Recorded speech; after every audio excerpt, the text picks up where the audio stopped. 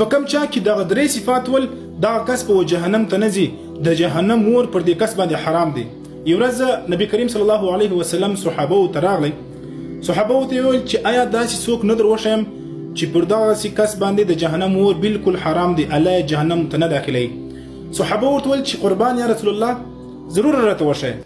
نبی کریم صلی الله علیه وسلم ورته وفرمایل هغه انسان که چیرې دی د خلکو دپاره اسانیانې پیدا کوي، مشکلات خلکو ته نه پیدا کوي، او هغه انسان چې هغه په زړه باندې نرم وي، د خلکو دپاره نرمي کوي، د چا سره د نرمۍ ولا معامله کوي، او دریم هغه کس چې هغه ښه اخلاق لري، ښه گفتار لري، نو د دغه درې صفاتو مالک هغه به هیڅکله جهنم ته نه داخلیږي، د جهنم اور پر ده باندې حرام دی.